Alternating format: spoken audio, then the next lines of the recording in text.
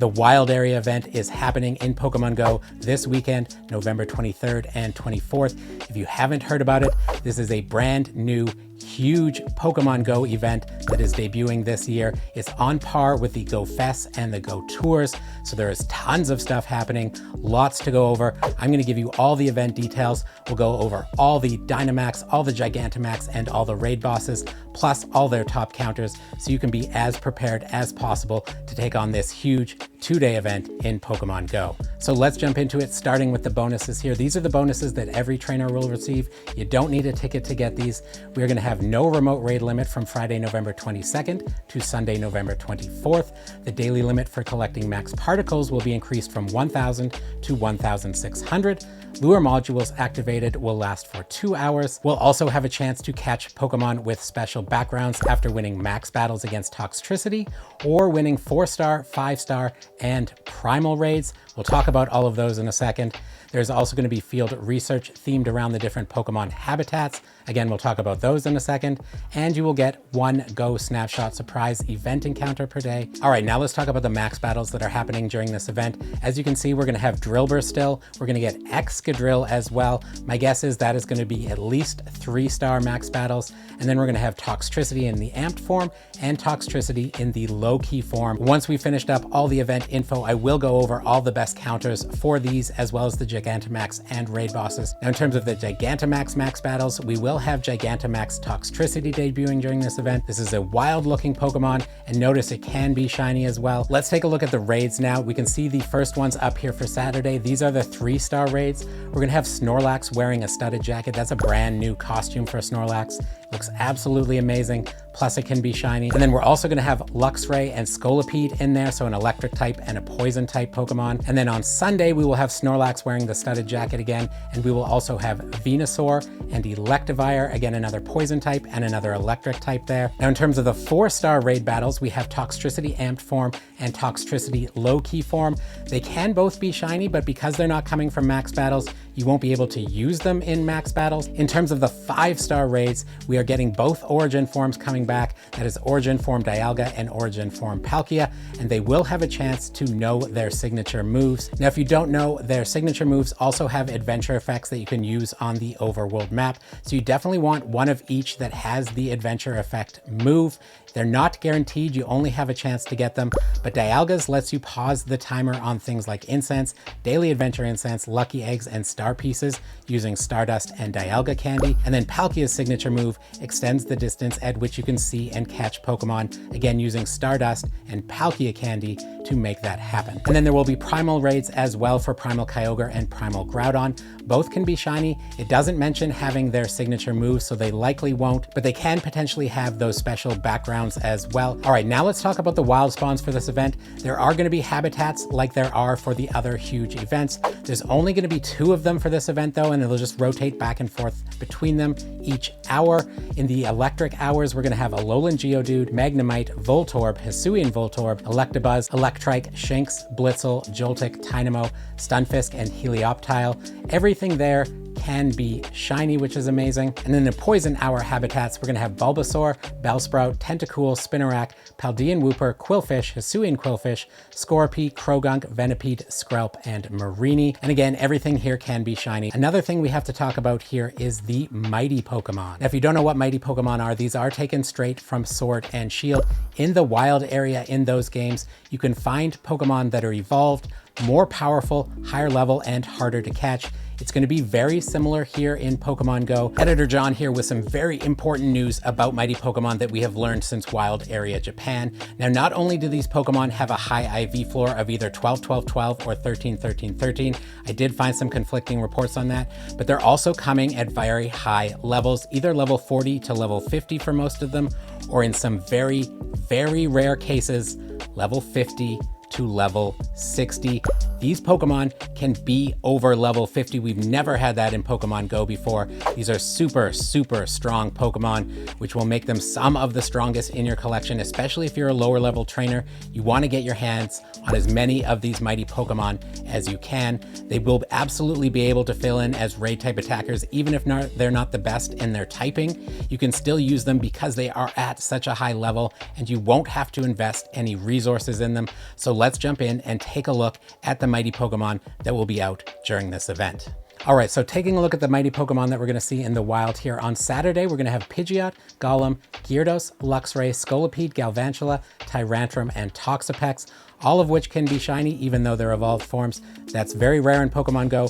Generally, only Pokemon that have Megas can be shiny in their non-basic forms in the wild. In terms of some good ones to hunt here, Pidgeot and Gyarados both have Megas in the game and are generally pretty good in their typings as raid attackers. And Gyarados will also know its legacy move Aqua Tail, so definitely a good time to go after a good Gyarados for Mega if you don't have one. Golem can be a good fill-in rock type as well, as it will be at a very high level, and then Tyrantrum can fill in for rock types even better than that, or can fill in for a dragon type raid attacker as well. Scolipede can fill in for a poison type raid attacker. Just keep in mind these are fill-ins, so don't power them up, but they'll have decent IVs and they'll already be at least over level 40, so definitely go after them. Now for the mighty Pokemon on Sunday, we're going to have a different lineup here. We're going to have Venusaur, Poliwrath, Dragonite, Feraligatr, Electivire, Mamoswine, Electros, and Durgalgi. A couple ones to note here. Venusaur has a Mega in the game, and it will know Frenzy Plant when you're catching it in the wild, which is its legacy move. So if you don't have a good Venusaur for the Mega with Frenzy Plant,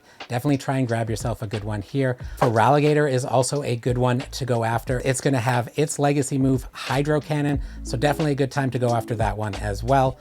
Electivire is a pretty decent budget electric type raid attacker, so if you need some good budget ones to hold you over until you get the better ones, definitely a good one to go after there as well. And then Mamoswine ranks quite well in the Master League. As a raid attacker, it does pretty well. Now, as I mentioned, all these mighty Pokemon are going to be harder to catch, but there is going to be something to help us with that, and that is going to be the Go Safari Balls that you can see here, a brand new Pokeball coming to Pokemon Go.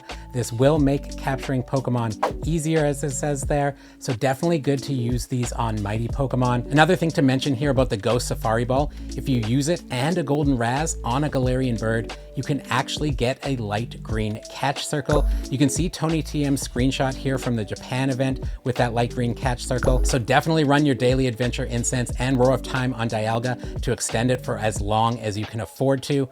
Make sure you've got some Safari Balls on hand as well to go after any of those potential Galarian birds that pop up. Now, in terms of how you get them, you can see up here there is going to be a timed research task that when you complete them, you'll get a small number of Ghost Safari Balls, and you'll also be able to get them from spinning the photo discs at Pokestops. And then if you have already bought or buy the ticket for this event, you'll also get one timed research task each hour during the event that will award you additional Ghost Safari Balls. Keep in mind that these tasks will expire on the hour you get them, so complete them and get those Safari Balls. One other thing to note here is that you cannot hang on to these Safari Balls once the event ends for the day. So on Saturday, use up all the Safari Balls that you get before 6:15 p.m. when the event ends, because they will go away. You can't carry them over till Sunday, and then Sunday you'll have to start again, get more Safari Balls, and then when the event ends at 6:15 on Sunday, those Go Safari Balls will disappear from your bag as well. Now, in terms of how you'll be able to spot the mighty Pokemon in the wild, of course, a lot of them are the evolved forms and they're rare to see in the wild, but the Pokemon group also released this video showing what they look like on the overworld map. You can see they have this little aura glowing from around them on the bottom, so you can spot the mighty Pokemon by looking for that aura. And of course, if you're going after them, make sure you use those Go Safari Balls to make catching them easier. They're not precious. You can't hang on to them past each event day, so make use of them while you have them. Now, as I mentioned, there will be featured attacks available during this event as well, so let's take a look at all the ones that will be available. Venusaur will have Frenzy Plant, Pidgeot will have Gust, Poliwrath will have Counter, Gyarados will have Aqua Tail, Feraligatr will have Hydro Cannon, and Luxray will have Psychic Fangs. Now, the nice thing about this is these are all mighty Pokemon, so if you catch them in the wild, they'll know the move. But also, let's just say you have a good Bulbasaur sitting in your bag that you've been waiting to evolve to get Frenzy Plant. You'll be able to evolve it during this event and get Frenzy Plant on it as well. So if you've got the basic form of any of these Pokemon, make sure to evolve them during this event so that you can get those legacy moves on them. A couple other things to talk about before we move on to talking about the paid ticket, as well as all the best counters for the max and raid bosses. But there is going to be new avatar items in the store as well. There's going to be new hairstyles that you can get for your avatars, which hasn't hasn't been introduced in Pokemon Go ever before. And then we're also going to get the Team Yell outfits. If you didn't play Sword and Shield, these are basically the baddies in Sword and Shield. And then there's going to be a Wild Area event tee in the shop as well, featuring Toxtricity. You can see that one here. There's going to be stickers for the event as well that look pretty cool. You can buy them in the store, but I don't recommend ever doing that. You can also just get them from opening gifts from friends and spinning the photo discs at Pokestops. All right, next up, let's talk about what you're gonna get if you buy the ticket for this event, which will cost $12 USD in the in-game store. Now, if you do buy that ticket, one of the first things to know is that you are gonna have to choose a path for a branching special research during the event. You can see here, one is themed after poison and one is themed after electric. Now, the path you choose will determine a few things. It's gonna determine what encounters you get from the special research, as well as a few bonuses. So let's take a look at the details here. One of the first differences is if you choose electric, you are going to get an encounter with Pikachu Popstar. You're going to get an encounter with Dynamax Toxtricity in its amped form, and then you're going to get an electric expert medal upon that special research completion. And then if you choose the poison path, you're going to get an encounter with Pikachu Rockstar, encounter with Dynamax Toxtricity in its low-key form, and then the poison pro medal upon that special research completion. Now, as I mentioned, there is going to be post-event bonuses as well. These will run from Monday, November 25th through Friday, November 29th, as long as you complete your special research story. So you might want to get that done before the end of the event, so you get these bonuses as well. There's going to be timed research granted each day that focuses either on electric or poison type Pokemon, depending on which path you chose. And then no matter which path you chose, the other rewards are going to include a lucky egg, Stardust, and rare candy. And then you get 2 times damage for electric or poison type Pokemon attacks used in raids, gym battles, and max battles, again, depending on which path you chose. And then you'll also get Team Go Rocket balloons appearing more frequently. And then with the ticket, you're also going to get some exclusive bonuses. There's quite a few of them, so let's go through them here. You are going to get the Go Wild Area 2024 pose as a reward for completing the event's special research. You can see that up on screen now. Basically your avatar holding and doing some tricks with a Go Safari ball there. And then we're also going to get 1 timed research task each hour that awards Go Safari balls, as I mentioned before, increased max particles from power spots and exploration. The daily limit for collecting max particles will be doubled from the regular bonus from 1,600 to 3,200. You'll get an increased chance of encountering shiny Pokemon. This isn't a huge boost like a community day, but it does make a difference. You will definitely see a lot more shinies. You'll also get encounters with Pikachu Popstar and Pikachu Rockstar by completing themed collection challenges. You'll get 2 times catch candy, half hatch distance for eggs placed in incubators during the event, 2 times hatch Stardust, 2 times hatch XP, 2 times hatch candy, up to 5 raid passes per day from spinning photo discs at gyms, 5,000 additional XP from completing raids, 1 additional Candy XL from Pokemon in 4-star, 5-star, Mega, Ultra Beast, and Primal raids. Up to 6 special trades can be made each day, reduced Stardust cost for trades, and then also 3 Go Snapshot surprise event encounters instead of 1 per day. All right, that's all the event details. We're gonna go over all the counters now for all the Pokemon that are in raids and in the max battles. Definitely lots of Pokemon here, so let's go over the best counters. First up, let's talk about Snorlax, which is gonna be in the 3-star raids, has that brand new leather studded jacket costume and can be shiny. Looks absolutely fantastic. I'll definitely be going after this one. So if you're also going after that shiny costume Snorlax in the raids, let's take a look at the best counters here. Now, Snorlax is a pure normal type Pokemon, so your best counters are generally going to be the fighting types. We have Mega Lucario with Force Palm and Aura Sphere in the #1 spot, Mega Heracross in the 2nd spot, Mega Rayquaza just because it hits so hard, Mega Blaziken with fighting moves, Terrakion, Lucario, and Shadow Conkeldurr are all good counters. And then here are some other top counters, but if you don't have these, use your best fighting type to take down this punk Snorlax and get your chance at that shiny. All right, next up, let's talk about Origin Form Dialga and Palkia. As I mentioned, they have a chance to have their signature attacks, which have those adventure effects. So let's talk about the best counters so you can take these raids down as quick as possible. Now, in terms of Origin Form Dialga, it's Dragon Steel typing. So some of our top counters here include Mega Lucario, Primal Groudon, Mega Garchomp, Shadow Excadrill, Shadow Groudon, Lucario, and Mega Heracross. Looking past those top ones, we can also see Terrakion is good, Mega Blaziken, Therian form Landorus, Keldeo if you happen to have one of those, regular Groudon, Shadow Conkeldurr, Mega Swampert, Excadrill there. Excadrill is one that I recommend as a budget counter here because you're also going to want to power up your Dynamax ones for taking on Dynamax and Gigantamax Toxtricity. You can use those Dynamax ones in their non-Dynamax forms in these raid battles, so just power up the Dynamax form ones, give them the moves here, Mud Slap, Scorching Sand. That's going to be the good move set for those Toxtricity forms as well, and then you can also use it for Dialga. Now in terms of some more budget counters, we have Conkeldurr on here, Rhyperior, Garchomp, Hisuian Decidueye, and Machamp. I might not use Hisuian Decidueye as you're probably not going to use it many other places, but all the other ones that I just mentioned from the list there, you will end up using for other things. So definitely good ones to power up. Just notice that Garchomp there does do better with Earth Power. That's its legacy move.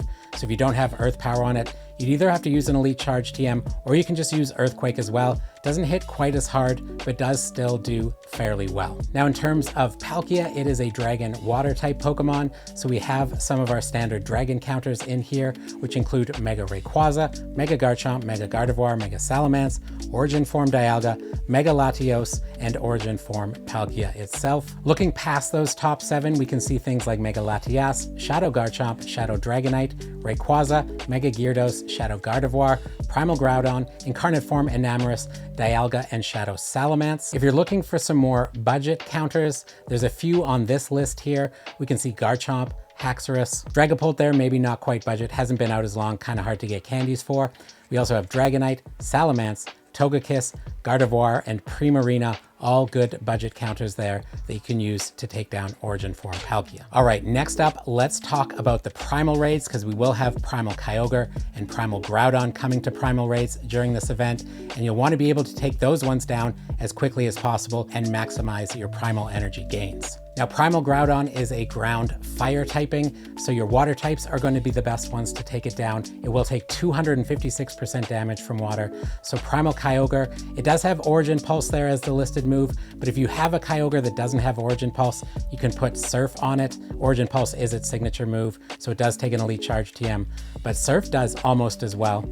We have Mega Swampert, Mega Gyarados, Shadow Gyarados, Mega Blastoise, Shadow Kyogre, and then just regular Kyogre. Looking beyond those top 7, we can see things like Gyarados, Golisopod, Mega Rayquaza, Mega Salamence, Mega Slowbro, Primarina, Mega Garchomp, Primal Groudon, Shadow Feraligatr, and Shadow Salamence. Now the nice thing was that there was already a lot of budget counters in the top list. So in this list here, I took out all the Shadows, all the Primals, and all the Megas. You can still see a lot of the same Pokemon here like Gyarados, Golisopod, Primarina, Feraligatr, but some other good budget ones here are Vaporeon, Milotic, and Samurott. If you've got those ones, you can power them up at least a little bit until you get some better water counters, but they'll help you take down Primal Groudon. Now in terms of Primal Kyogre, it doesn't have a dual typing, it is a pure water type, so there are no Pokemon that do 256% damage, but let's take a look at some of the top counters here.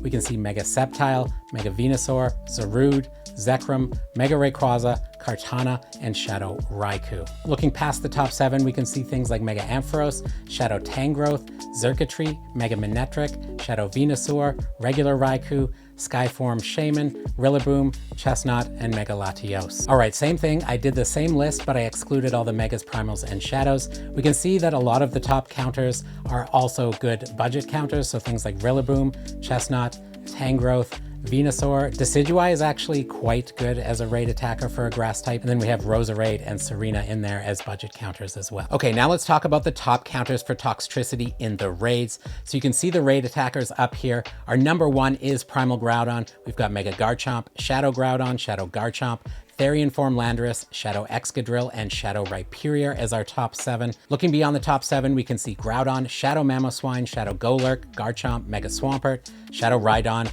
Excadrill, Rhyperior, Shadow Donphan, and Shadow Hippowdon. Keep in mind those Excadrills, if you're powering ones up as Dynamax anyways, you can use them in their non-Dynamax forms in these raids, so you don't have to power up extra Excadrills. And then I also made this list, but just kept out all the Megas, all the Primals, and all the Shadows. You can see Excadrill ranking very well there as well. Rhyperior, Mamoswine, Golurk, Rhydon, Crocodile, Donphan, Hippowdon, Golem. Now some of those bottom ones I wouldn't use there, but things like like Excadrill, Rhyperior, Mamoswine, and even Golurk can be some really good budget type raid attackers that you can use to fill in here. All right, that's it for all the top counters for the raid bosses. Let's move over to the max battles now, both for Dynamax and Gigantamax Pokemon. So first up, let's talk about Dynamax Excadrill. We can see Gigantamax Charizard as the number one there. I know a lot of us won't have that one, but some other Dynamax Pokemon that you can use include Charizard, Excadrill, Inteleon, Cinderace. Now, if you're going after Drillbur, that's going to be a 1-star. Should be pretty easy to take down. But in terms of Excadrill, as a 3-star, will be a bit harder. So you do want to go after some top ones here. Now, my recommendation is to go with some good Charizards and Excadrills here. Those are going to be the most useful in other max battles as well. So if you're going to commit resources to powering them up, those are probably your two best ones. I would avoid Inteleon, Cinderace, and Rillaboom. They're not going to be useful for much else. The Kanto starters are generally better in both Dynamax form, and then of course they also have the Gigantamax forms. There are a couple other ones you could of course use here. Dynamax Phalanx is a potential one because Dynamax Excadrill is a steel type. However, I don't know if Phalanx is going to be useful in the future. We might get some better Dynamax fighting types before you ever get a chance to use this thing.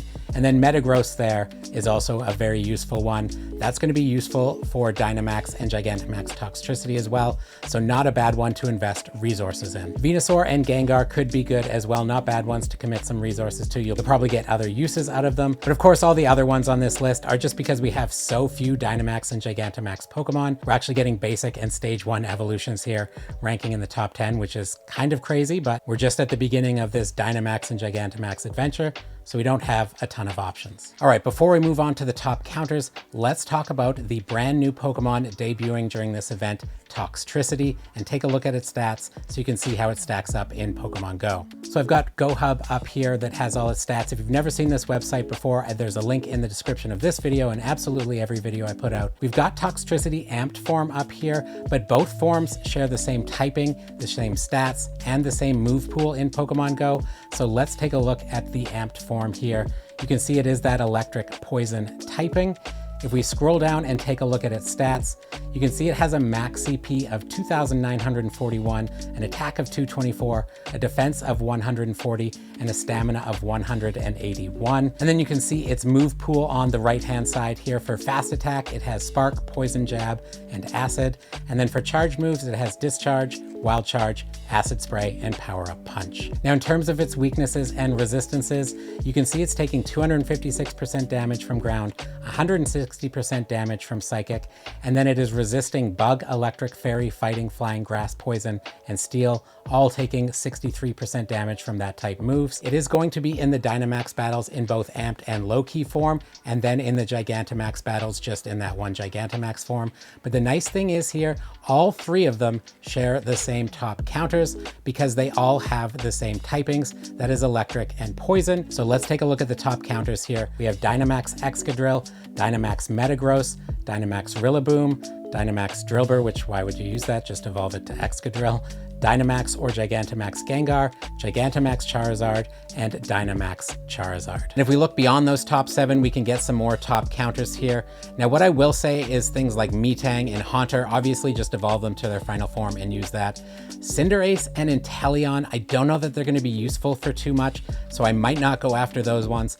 Blastoise, Greedent, Venusaur, and both Toxtricities you probably will have use for outside of this, so probably not bad ones to invest there.